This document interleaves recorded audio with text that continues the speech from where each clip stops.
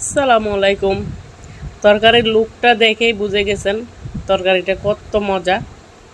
এটা হলো নোয়াখালীর বিখ্যাত মরিচ হাতুয়া শুটকি দিয়ে, যেটার নাম বলে তাজা মরা। নোয়াখালীর আপুরা ভাইয়েরা বুঝতে পারবেন, চিনবেন। প্রথমে আমি শুটকিগুলো ভালোভাবে ধুয়ে গরম পানি দিয়ে তারপরে তেলের ভিতরে ভেজে আলাদা করে রেখে দিলাম। এরপরে সব কিছু কষাইয়ে মশলাগুলা তারপরে এর ভিতরে দিয়ে দিলাম। তারপরে তেলাপিয়া মাছ আলাদাভাবে ছোটো ছোটো টুকরো করে ভাজি করে রেখে দিলাম আমি। রেখে দিয়ে এগুলো যখন ভালোভাবে কষাই করে নিছি, তেল ছেড়ে দেওয়ার পরে তারপরে মাছগুলো ছেড়ে দিছি।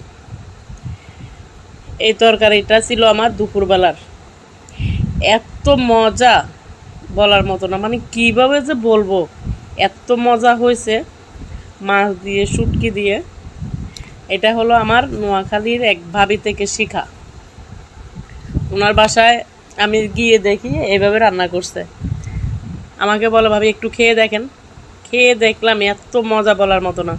ব্যাস, বাসায় এসে আমিও ট্রাই করে ফেললাম ভাবির মতো। পরে ভাবিকে একটু দিয়ে জিজ্ঞেস করলাম, ভাবি আপনার মতো হয়েছে? ভাবি বলো, ওরে ভাবি আমার থেকেও ভালো হয়েছে। এই তো হয়ে গেল দুপুরবেলা আজকের তরকারি ছিল এটা।